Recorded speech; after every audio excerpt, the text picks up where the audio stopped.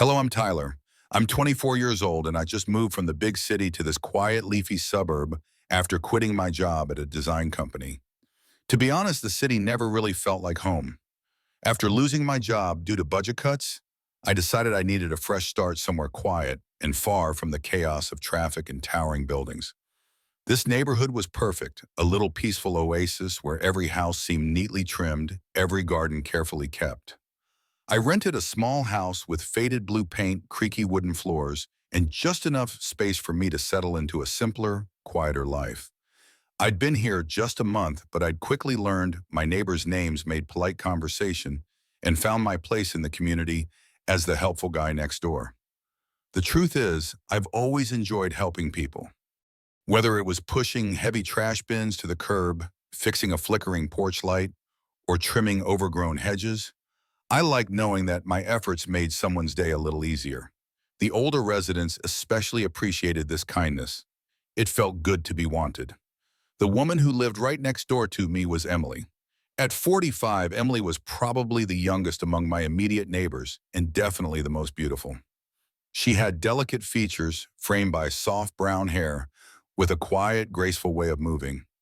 Her husband had died in a car accident 5 years ago, a detail I'd learned from neighborhood whispers rather than from Emily herself. Despite her outward warmth, she kept to herself, quietly tending her small garden, sometimes watching me from her window. Whenever our eyes met, she smiled softly, her gentle gaze lingering just a little longer each time. Across the street was Linda, 48, married to a man who rarely seemed to be home.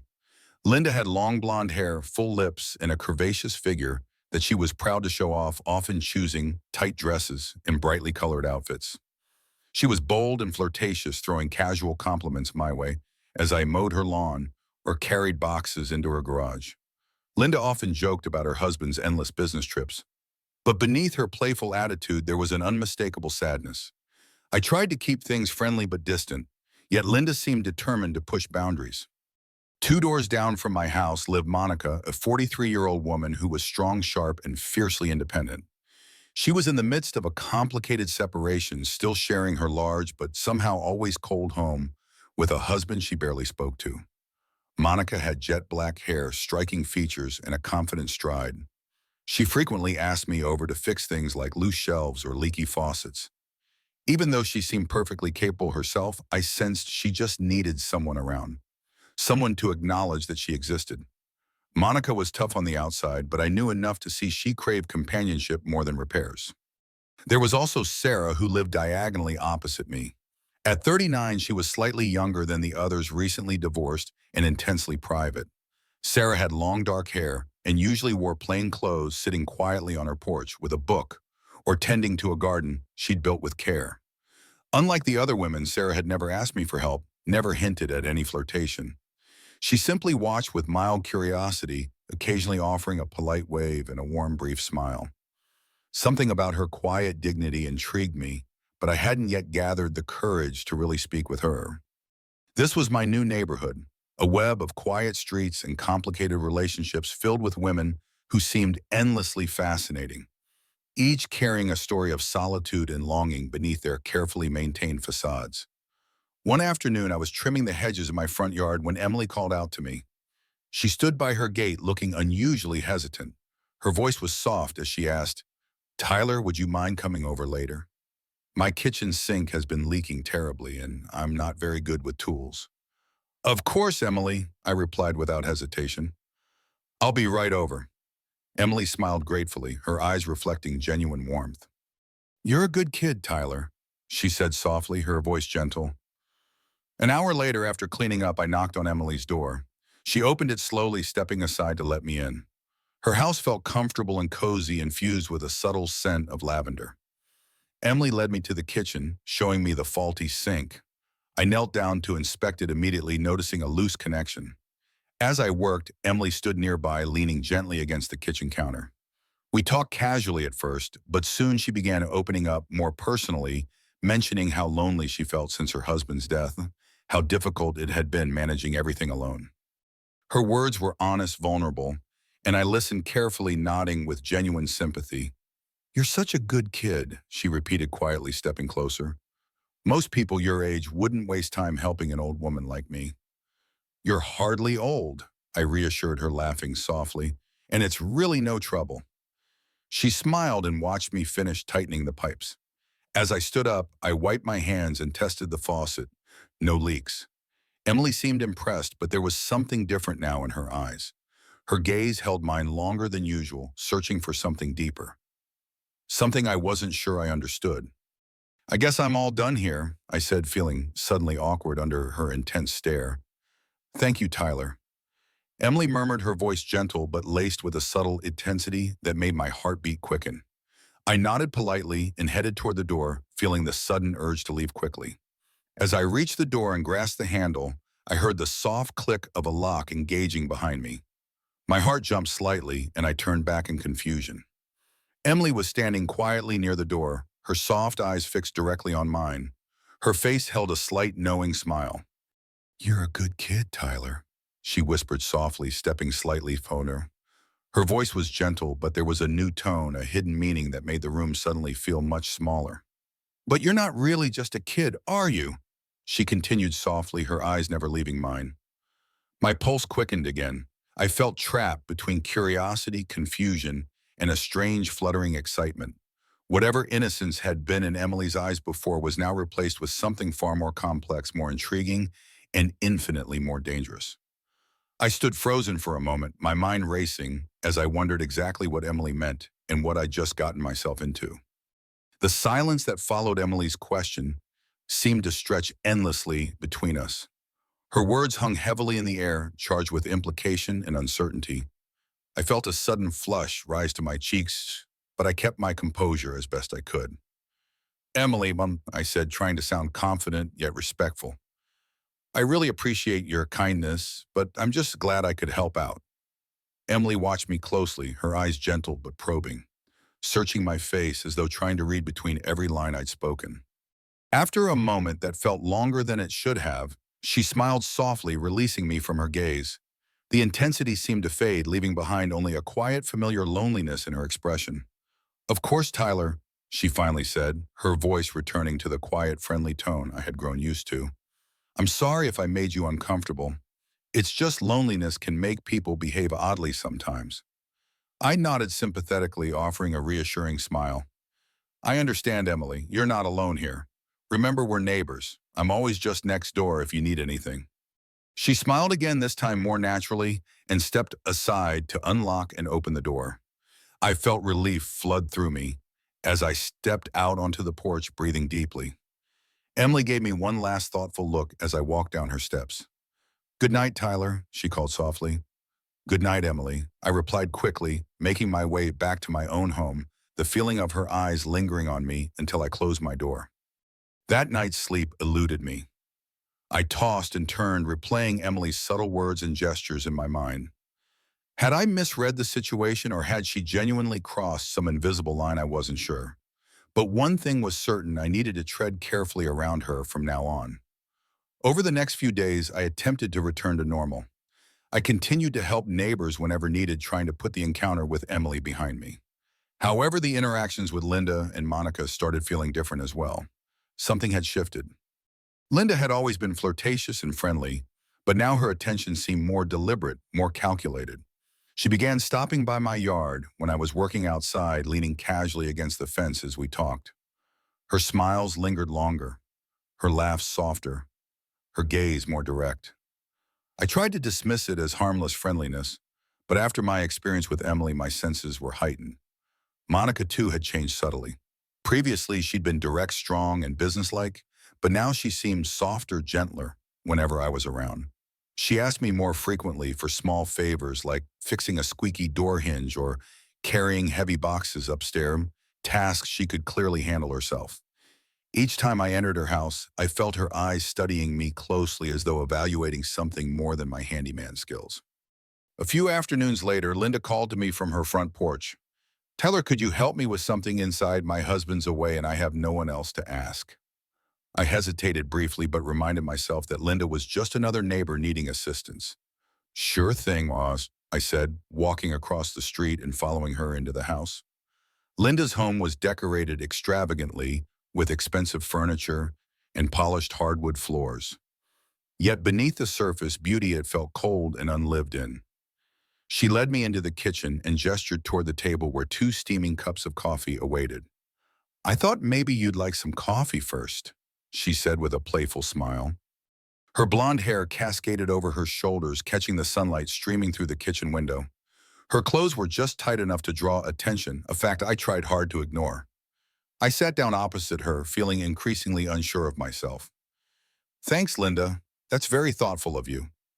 She took the seat beside me rather than across the table, which I immediately noticed. She leaned in, resting her chin lightly on her palm, looking directly into my eyes. "You know, Tyler, it's nice having someone around who notices the little things. My husband, he's never home, always working, always away." Her voice had grown soft, tinged with sadness. I felt genuine sympathy and responded carefully. "That must be hard. I'm sorry to hear it." She smiled slightly, looking down at her coffee. "It gets lonely. I suppose that's why I appreciate you being here so much." As she handed me the coffee cup, her fingers brushed lightly against mine, lingering just a second too long. I felt my pulse quicken, discomfort mingling with an undeniable, confused sense of attraction. I drew my hand away gently, taking the cup and sipping carefully. Linda continued speaking, her voice softer and more intimate now. She shared details of her marriage, how distant her husband had become, how their relationship had gradually cooled into indifference. I listened sympathetically, careful not to encourage her too strongly, but also aware of the vulnerable position we were both in. Finally, after finishing the coffee, I politely stood up, needing to extricate myself from the increasingly uncomfortable situation. "Thanks for the coffee, Linda. I really should get going. Let me know whenever you actually need help with something." She nodded slowly, rising with me, her eyes still fixed intently on mine. "Of course, you're very kind, Tyler," she murmured softly, stepping closer than necessary. Feeling increasingly uncomfortable, I quickly made my way toward the door. As I stepped outside into the fresh air, relief washed over me. I walked swiftly across the street, my mind swirling with thoughts about Emily and Linda, both women clearly seeking something more than friendly neighborly interaction. But as I approached my front door, my heart sank. Monica was standing there, arms crossed, expression serious, her dark eyes filled with irritation. "Hey, Monica," I said cautiously, trying to sound casual. "Is everything okay?" Her voice was cool with a hint of bitterness. "I saw you leave Linda's house just now," she stated plainly, eyes narrowed slightly. "She's troubled Tyler. You should stay away from her." I paused, unsure how to respond. "I was just helping out," I explained calmly. Monica raised an eyebrow skeptically, stepping a little closer. "I'm sure that's all she wanted," she said sarcastically. "But you need to be careful. Not everyone here is as harmless as they seem." She turned and walked away before I could respond, leaving me standing there baffled and uneasy.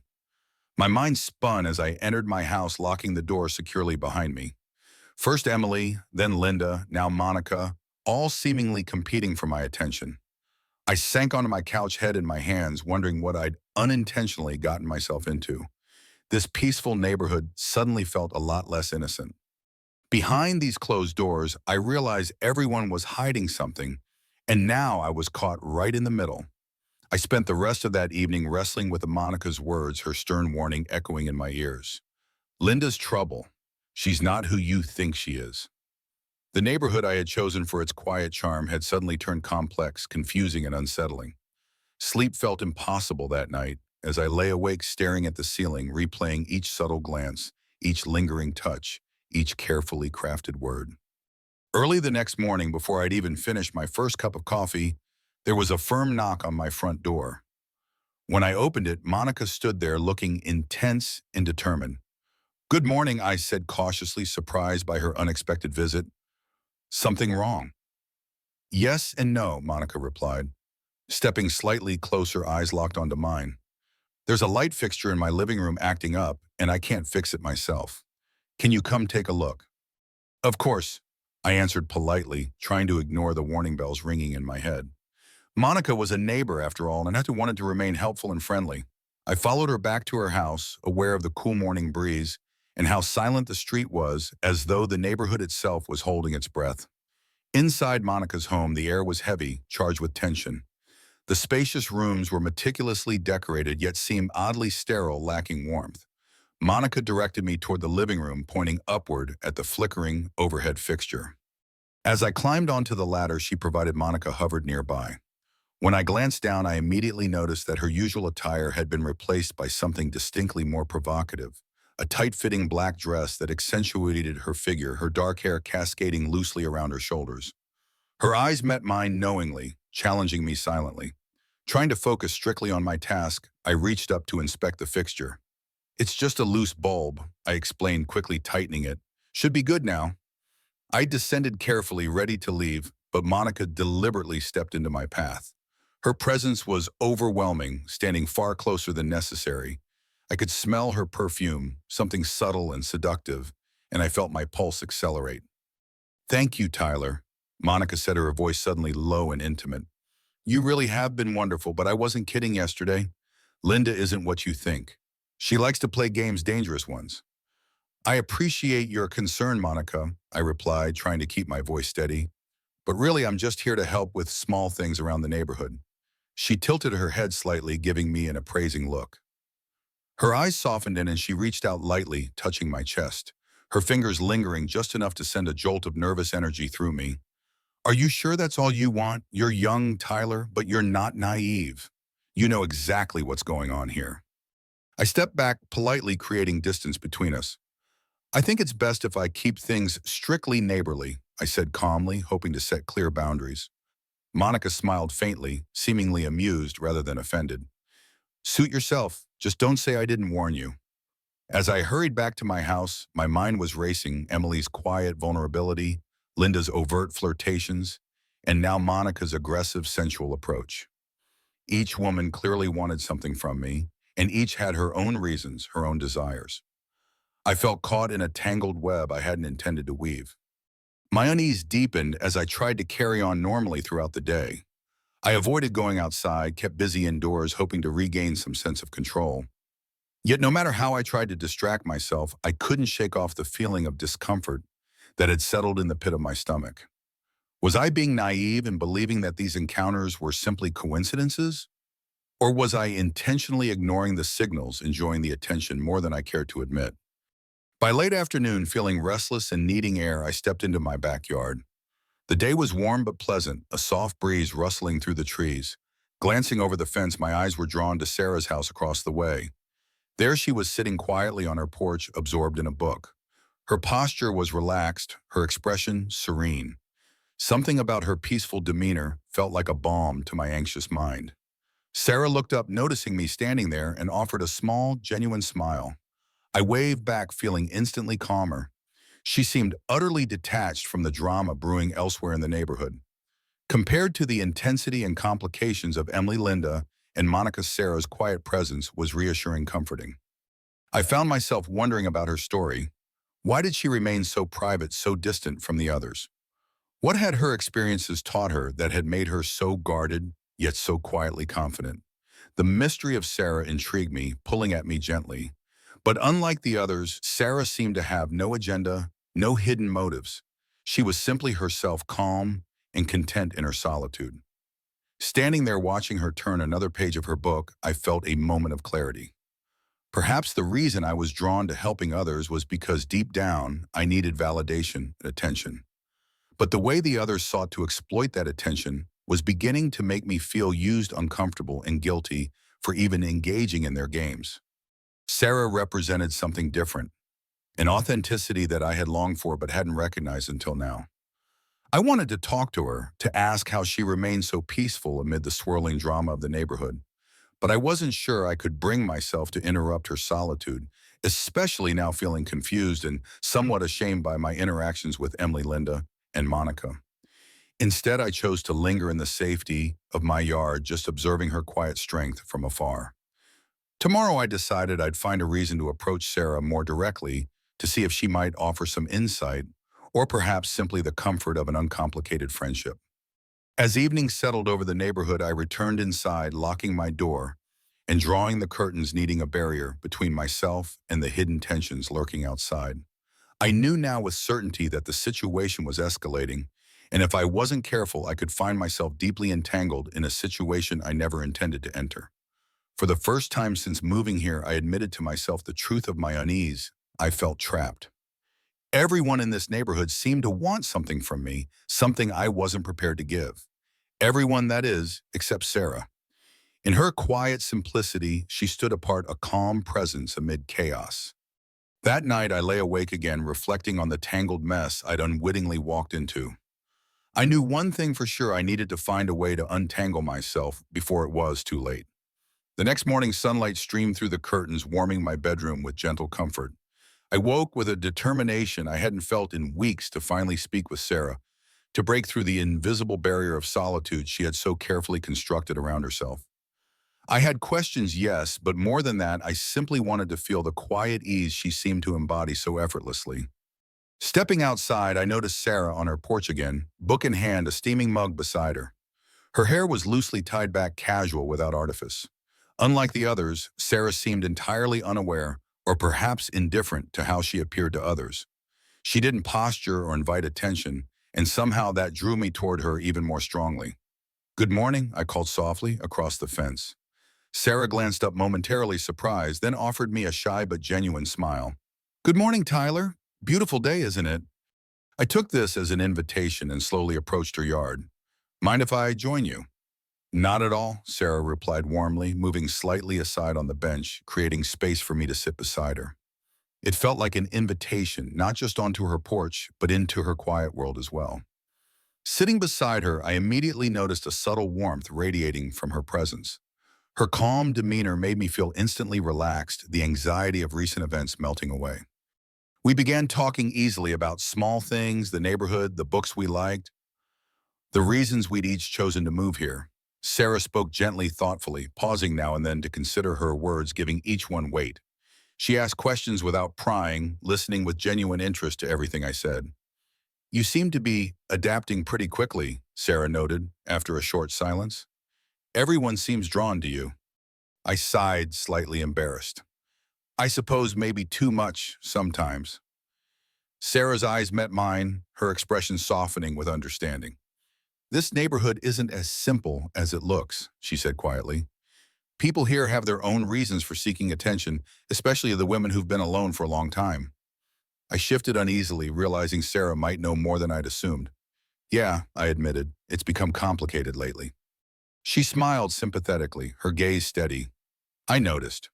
But just remember, loneliness can make people do things they wouldn't normally do. Sometimes lonely women can be very dangerous without even meaning to be."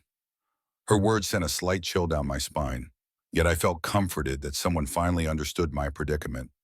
"Thanks for the warning," I replied sincerely, meaning every word. "It's just I never meant to become entangled."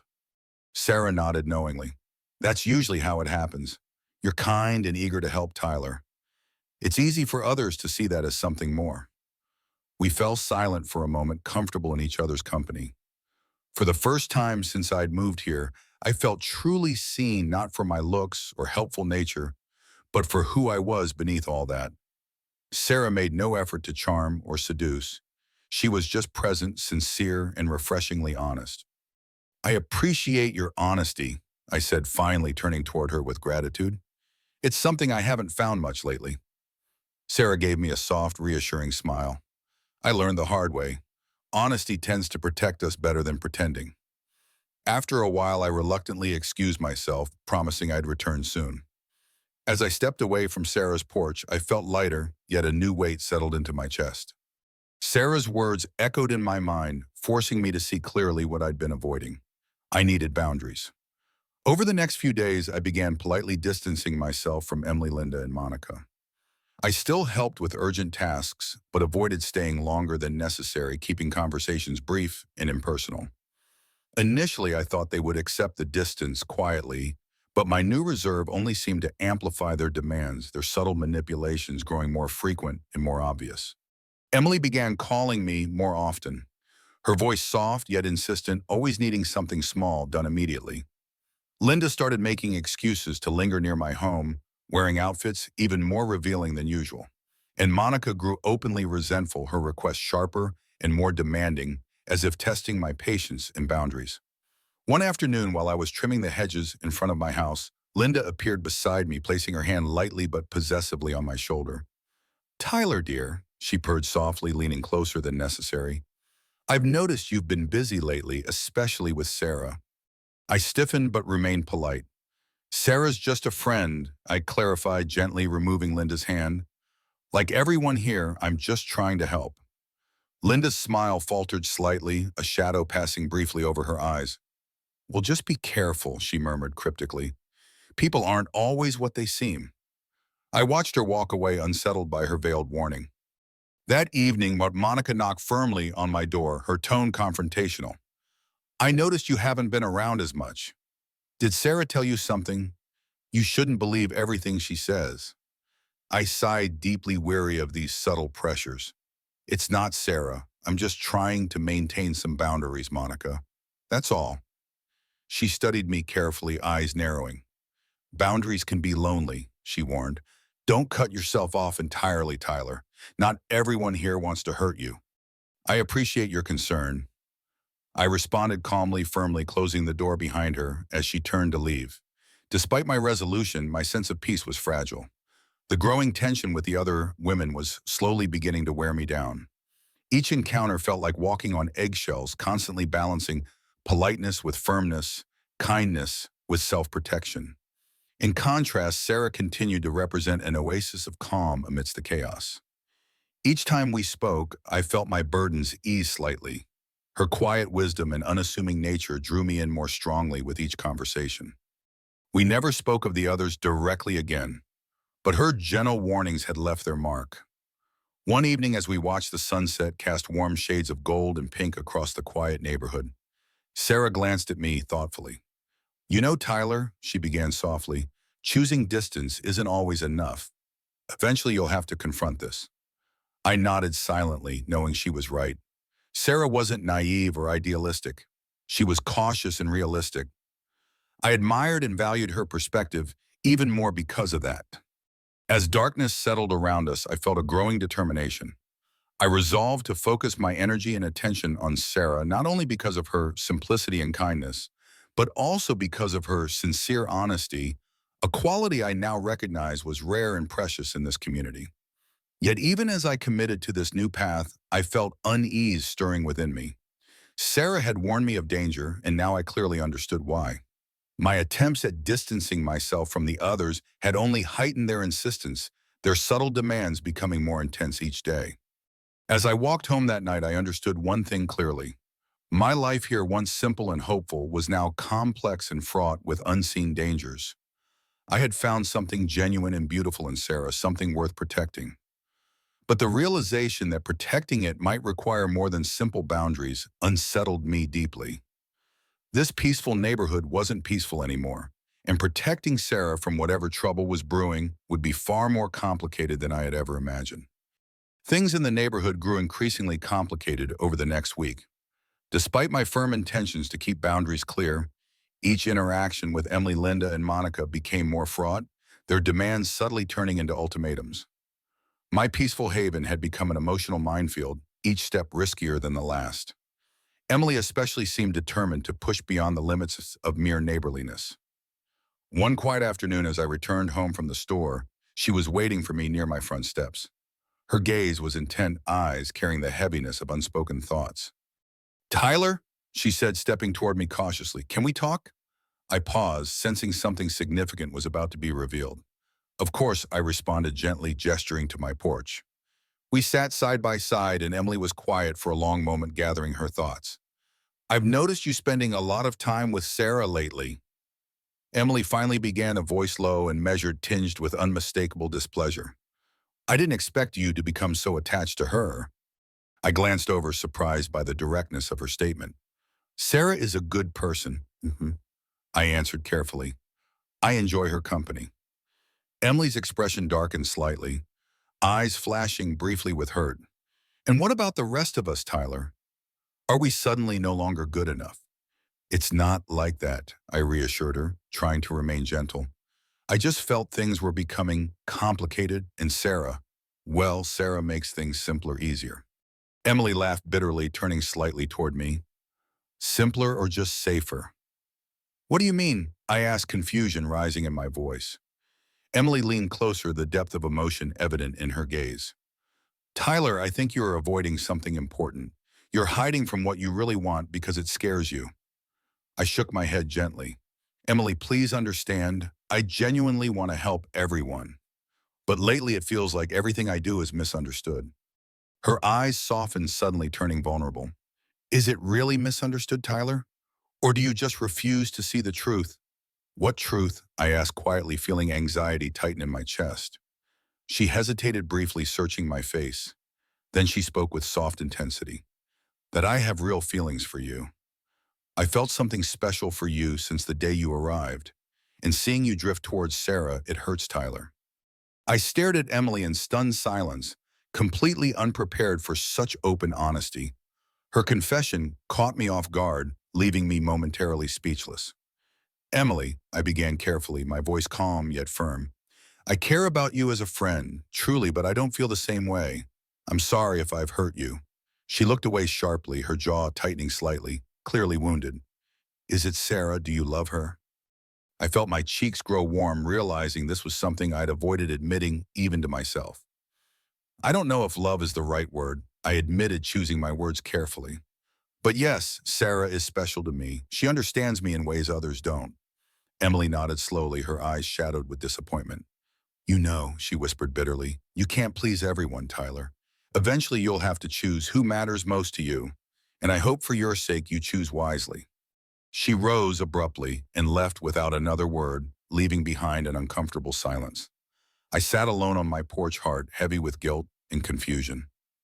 Perhaps Emily was right, I couldn't please everyone, and perhaps my efforts to remain neutral had only deepened the hurt feelings and misunderstandings. Throughout the rest of the day, Emily's confession replayed continuously in my mind. Her honesty had shaken me deeply, forcing me to confront the unintended consequences of my kindness.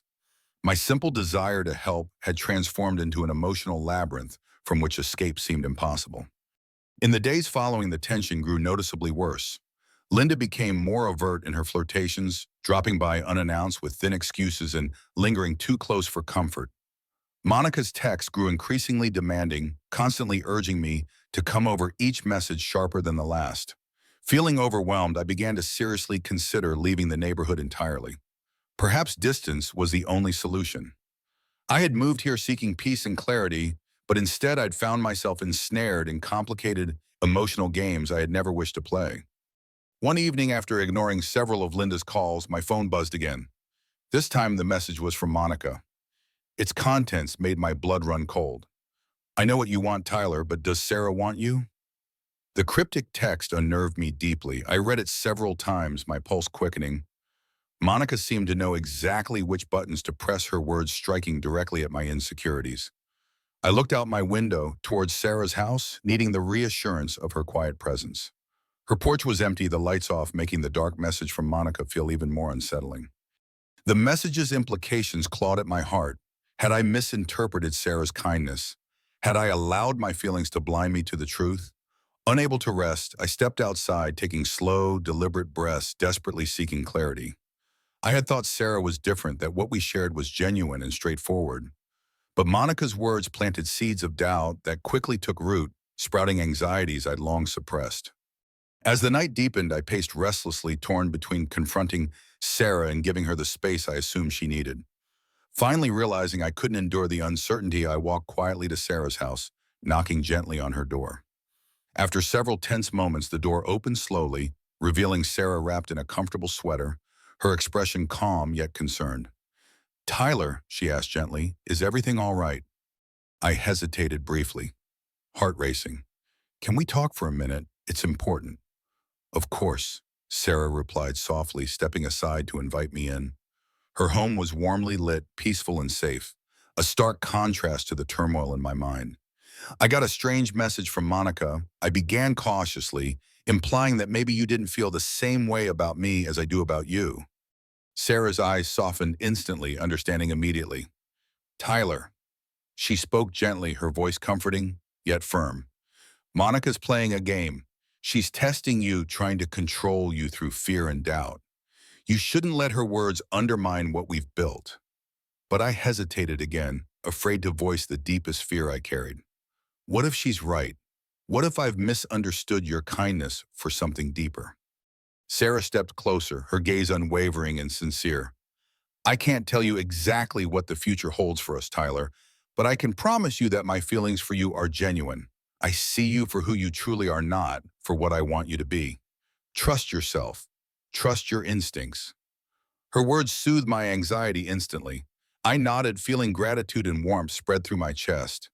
Sarah was truly different, someone honest and real, free from manipulation or hidden agendas. Returning home that night, I decided once and for all I needed firm boundaries with the others. My heart belonged with Sarah, and I refused to be pulled deeper into the dangerous games that Emily, Linda, and Monica were playing. Yet even as I committed to this clarity, I couldn't shake off Monica's disturbing message entirely. Her words still lingered in my mind, a dark shadow at the edge of my newfound resolve. I know what you want, Tyler, but does Sarah want you? I knew now that protecting my relationship with Sarah would require more strength than ever, and that the quiet, peaceful life I dreamed of was still painfully out of reach.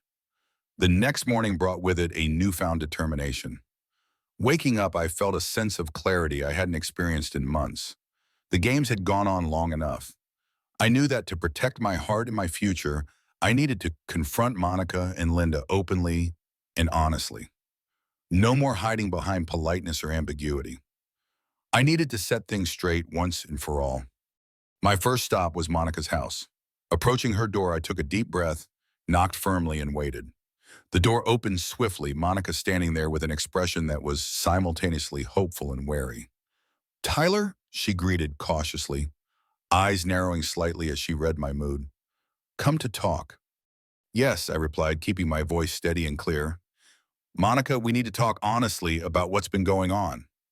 She stepped back, allowing me inside, and we stood together in her spacious living room. Monica crossed her arms defensively, waiting silently. "I'm grateful for your friendship." I began carefully, meeting her gaze directly. "But things have become too complicated. I never intended to get drawn into emotional games. I'm sorry if my behavior has misled you, but my feelings aren't aligned with what you want." Monica raised an eyebrow, her demeanor cool but controlled. "This is about Sarah, isn't it?" she asked, her voice calm but carrying a trace of bitterness. "It's not just about Sarah," I clarified gently. "It's about being honest with myself and with everyone else. I'm done playing games. I need clarity." Monica considered my words silently, her expression softening ever so slightly. Finally, she sighed, deeply, nodding slowly. "Maybe you're right. Maybe we've all gotten a bit carried away. Just be careful, Tyler. Things aren't always as simple as they seem." "I understand," I responded respectfully. "Thank you for understanding." Leaving Monica's home, I felt relieved. One conversation down, one more to go. Walking across the street, I approached Linda's house, preparing myself for another difficult confrontation. Linda opened the door slowly, clearly surprised but pleased by my presence. "Tyler?" she purred softly, immediately leaning forward, her smile suggestive and inviting. "I've missed seeing you around." "Linda," I said firmly, stepping back slightly, "I came to talk clearly about something important." Her smile faded slightly, eyes darkening as she sensed the seriousness of my tone. "Go ahead then," she said cautiously, pulling back her seductive manner. "I appreciate your friendliness, but it's become more than just friendly." I began, directly, maintaining steady eye contact. "I never intended things to escalate this way. My feelings lie elsewhere. It's time we both respected clear boundaries." Linda studied my face, silently searching for a moment before nodding slowly, her lips tightening in mild disappointment. "So Sarah then?" she asked quietly, already knowing my answer. "Yes," I confirmed openly. "I genuinely care about her, and I need to respect that. I hope you can understand." Linda sighed softly, her gaze lowering briefly. "I do understand, Tyler," she admitted reluctantly. "I guess I hoped you'd be different, but you deserve honesty as much as anyone else. Good luck." "Thank you, Linda," I replied warmly, grateful for her mature acceptance. With those conversations behind me, I felt lighter, free from the tension that had been weighing heavily on my shoulders. I knew exactly where I needed to go next. Sarah's quiet porch awaited me, an oasis of peace amid the neighborhood's turbulence. I hurried toward it, my heart quickening as I saw her sitting outside once again immersed in her book. She glanced up at my approach, her calm expression immediately softening into a welcoming smile. "Tyler," she greeted warmly, "you look like you've had quite a morning." I laughed gently, feeling the last remnants of anxiety fade away. "You have no idea. Can we talk for a bit?" "Of course," Sarah answered, closing her book and setting it aside. I took the seat beside her, turning to face her directly. I spoke openly with Monica and Linda. I began earnestly, my eyes fixed gently on hers. I told them clearly how I felt and what I needed. "Sarah, through all of this, you're the only one who's never played games. You've been honest, genuine, and kind. I've realized something important. I don't just value our friendship, Sarah. I feel something deeper." Sarah's eyes widened slightly in surprise, her cheeks coloring softly. She hesitated briefly, seeming to choose her words with care. "Tyler, I won't deny it. I feel the same way. But this neighborhood, the complications, the way the others behave, it worries me."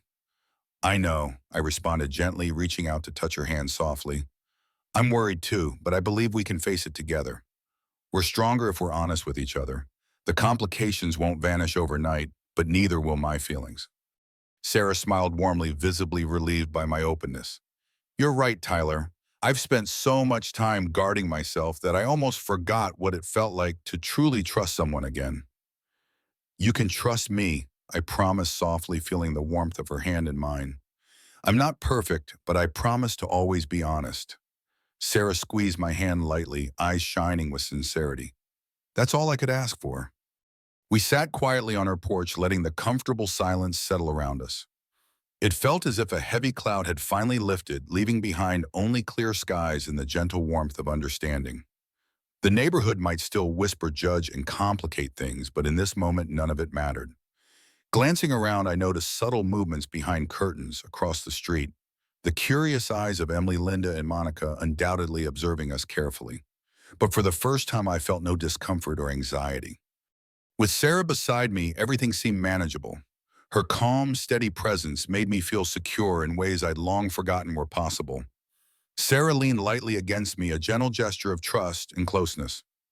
"It won't be easy," she murmured thoughtfully. "They might not accept this quietly." "I'm ready to face whatever comes," I replied firmly. "As long as you're with me, I'm not worried." She smiled softly, a genuine and radiant expression. "Then we'll face it together." I knew in that instant I'd made the right choice. The chaos, confusion, and emotional games I'd experienced had finally brought me clarity. Sarah represented everything I'd been seeking: honesty, simplicity, and authentic connection. She was real, genuine, and strong enough to navigate the complexities around us. As the evening sun painted gentle hues of gold and lavender across the sky, I felt a peace unlike any I'd known before. Glancing down at Sarah, whose face now wore a relaxed, contented smile, I silently vowed to protect this new bond we had formed. The games people played would no longer control me. From this point forward, my heart belonged solely to her. Sitting side by side in the fading daylight, I turned towards Aura and smiled quietly, feeling deeply grateful. The neighborhood's silent observers faded into irrelevance as I focused solely on her presence beside me. Looking at Sarah, I found myself thinking, perhaps for the very first time in my life, maybe this is the first time I've finally chosen. Tyler's story, a tangled dance of kindness and temptation in a seemingly serene suburb, unveils a raw emotional truth. True connection demands clarity and courage, not the fleeting thrill of attention. Moving to a quiet neighborhood to escape the city's chaos, Tyler finds himself ensnared by the subtle advances of Emily, Linda, and Monica, each woman carrying her own loneliness, each mistaking his helpfulness for something more. Their flirtations, veiled in vulnerability, pull him into an emotional maze where kindness becomes a dangerous currency. Yet it's Sarah's quiet authenticity that anchors him, teaching us that genuine bonds are built on honesty, not manipulation. Tyler's struggle to set boundaries, culminating in his heartfelt choice to protect his budding relationship with Sarah, reveals a powerful lesson we must discern when helping others crosses into enabling their pain and choose connections that uplift rather than entangle. The ache of Emily's confession, the sting of Monica's cryptic warnings, and Linda's persistent flirtations mirror our own battles with boundaries. Haven't we all faced moments where kindness was mistaken for more? Tyler's clarity found in Sarah's unassuming strength reminds us that true peace comes from standing firm in our values even when it hurts. It's a gut-wrenching yet hopeful reminder to seek relationships that honor our truth, not exploit our compassion. If Tyler's journey stirred something in you, or if you've ever had to draw a line to protect your heart, share your story in the comments. What's the hardest boundary you've set? Your voice matters. For more stories that peel back life's complexities with raw emotion, hit that subscribe button and turn on notifications. Join our community to explore the lessons that shape us. Let's navigate this messy, beautiful life together.